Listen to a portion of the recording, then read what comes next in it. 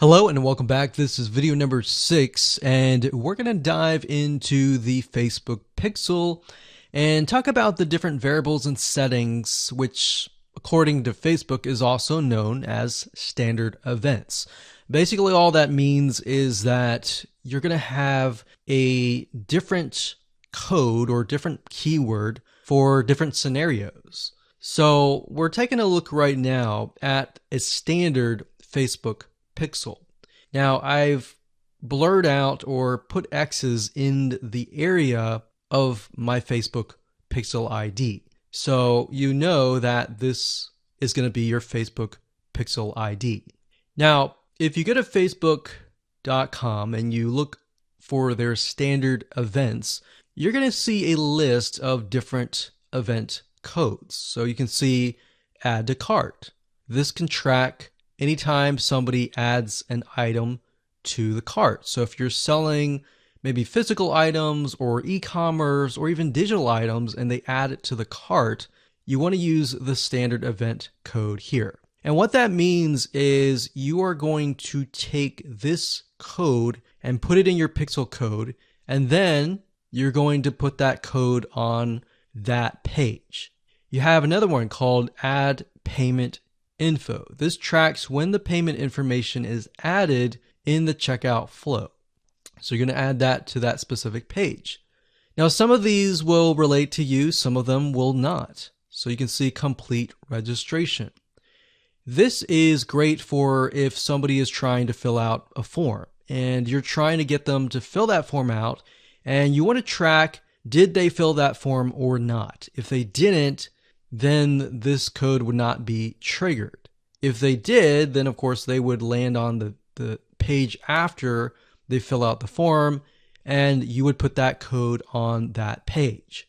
We can see contact, which is if they went to a contact page and they contacted you, you could put that on the code and on that specific page. So as you can see, there are tons and tons of different standard events that relate to different actions. So we have donate, we have find location, we have initiate checkout, we have lead. Lead is whenever somebody signs up on your email list. Or they could be a form submission. They could sign up for a trial. They could land on a specific page where you would deem them to be a lead. And you would use that code right here. And then we have purchase. They also have a code for that and a value. So if you're using USD in the United States of America, and you would put the number here. So if it was $47, you would put 47.00 USD. If you were not using USD and you were using your own country's money symbol here, it could be Canadian, it could be AUS for Australia, you could put that here. And then we have schedule, we have search, we have start trial, we have submit application, we have subscribe, we have view content.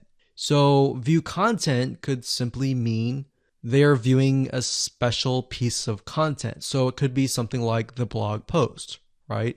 So we could send them to the blog post. You would make sure that the pixel code has this specific code in it. So why don't we go back to the pixel code and let me show you what you need to do.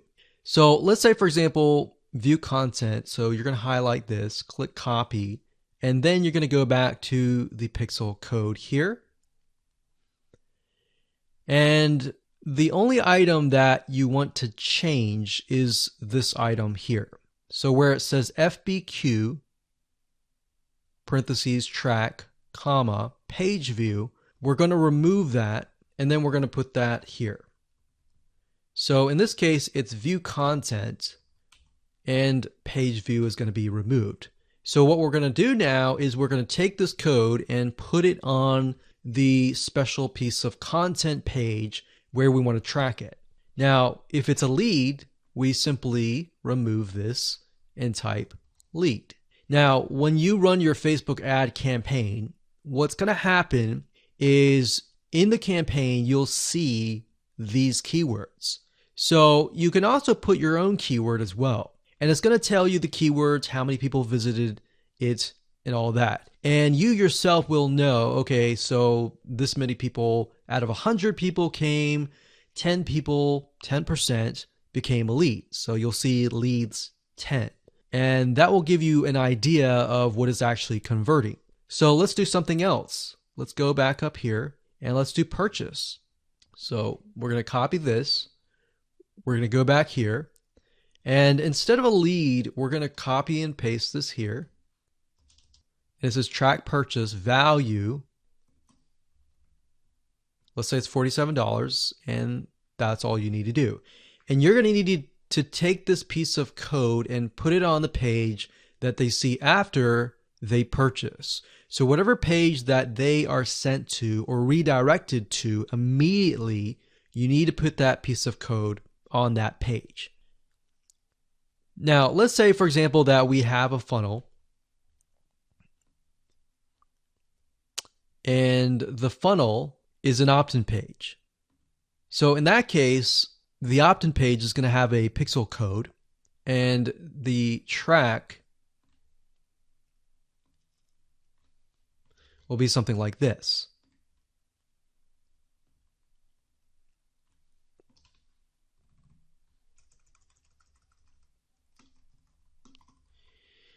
So the opt-in page could be a page view or view content, and then the next page after that, if they subscribe, could be a lead. So throughout your funnel, you have different steps, you have different pages, and on those different pages, you'll have different pixel codes. Now, while that might seem a little bit complex right now, it really isn't. It's a matter of just changing the keyword and putting the code on the right page. And then, of course, using the Facebook Pixel Helper Google Chrome extension to go back to the page, make sure that pixel is on the page, and it'll tell you if the pixel is on the page and specifically what it is. So if it's a lead, it'll show a lead. If it's a purchase, it'll show a purchase. And it really is quite easy once you get the hang of it. So with that said, let's move on to the next video.